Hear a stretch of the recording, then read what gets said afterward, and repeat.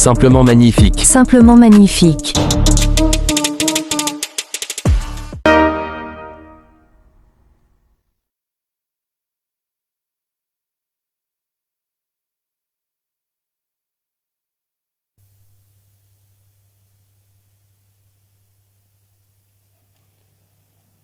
Congolaises, Congolais, mes très chers compatriotes. En ce jour solennel du 30 juin 2026, notre nation célèbre le 66e anniversaire de son accession à l'indépendance. 66 ans se sont écoulés depuis ce jour historique où le peuple congolais, après de longues années de domination coloniale, s'est levé dans sa dignité pour affirmer devant le monde son droit inaliénable à la liberté, à l'autodétermination et à la maîtrise de son destin.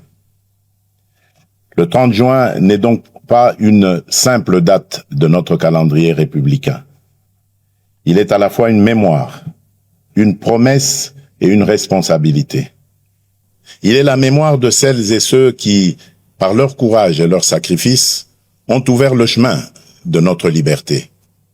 Pour eux, l'unité, la dignité et la souveraineté du peuple congolais avaient plus de valeur que leur propre vie. Il est aussi la promesse faite à chaque génération de ne jamais renoncer à l'idéal d'un Congo libre, uni et souverain. Il est enfin une responsabilité, celle de protéger, d'approfondir et d'incarner chaque jour l'indépendance conquise par nos pères dans nos institutions, notre économie, notre diplomatie, notre défense nationale et notre engagement collectif au service de la République. En ce jour de communion nationale, je m'incline avec respect devant la mémoire de nos pères de l'indépendance, de nos héros nationaux, de nos martyrs et de tous les combattants de la liberté, connus ou anonymes, qui ont fait de ce pays une patrie libre.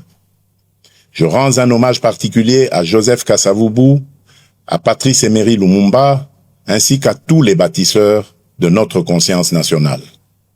Je rends également hommage à toutes les femmes et à tous les hommes qui, dans nos villages, nos villes, nos écoles, nos églises, nos administrations, nos mines, nos champs, nos marchés, nos entreprises et nos familles, continuent chaque jour par leur travail, leur courage et leur résilience de porter la République à bout de bras.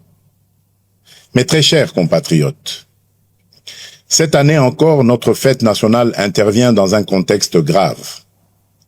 À l'est de notre pays, nos compatriotes continuent de subir les conséquences douloureuses de l'agression, de l'activisme des groupes armés, du terrorisme, des violences contre les civils, des déplacements forcés, des pillages, des prédations économiques et des violations répétées du droit international. Je pense en cet instant à nos frères et sœurs du Nord Kivu, du Sud Kivu, de l'Ituri, du Tanganyika, du Maniema et de toutes les zones meurtries par l'insécurité. Je pense aux familles endeuillées, aux déplacés contraints de vivre loin de leurs terres, aux femmes victimes de violences, aux enfants privés d'école, aux paysans privés de leurs champs, aux commerçants privés de leurs activités et aux jeunes privés de perspectives par la guerre et la peur. À chacun d'entre eux, je veux redire, au nom de la nation tout entière, vous n'êtes pas oubliés. Votre douleur est celle de toute la République et votre sécurité demeure une priorité absolue de mon action. Je rends un hommage solennel à nos forces armées, à notre police nationale, à nos services de sécurité ainsi qu'aux résistants patriotes Wazalendo engagés dans le cadre légal de la défense de la patrie. À vous qui tenez les lignes, qui défendez nos frontières et qui protégez nos populations, la nation reconnaissante vous dit merci.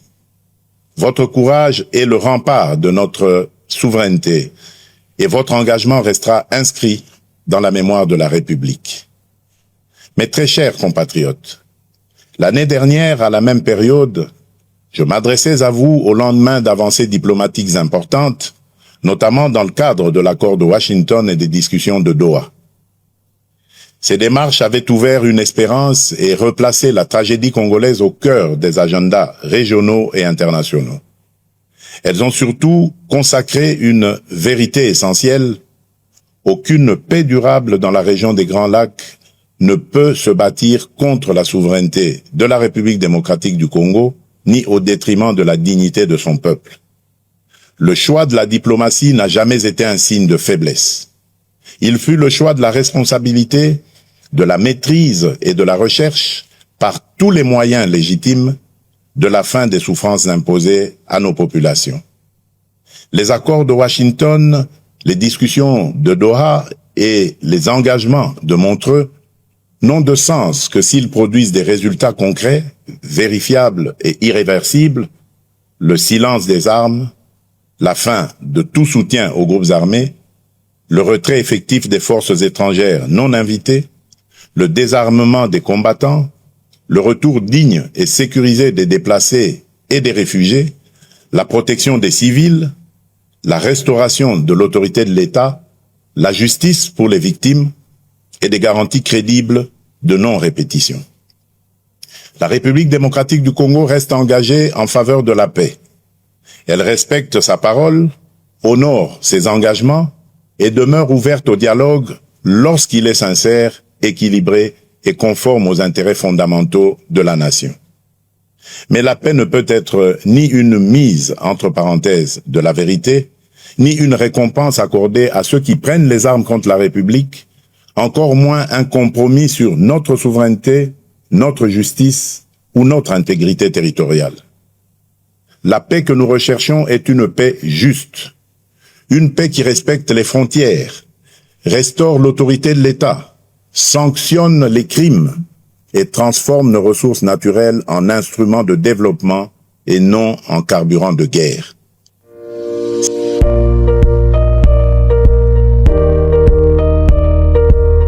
Retrouvez-nous sur www.dailynews.net.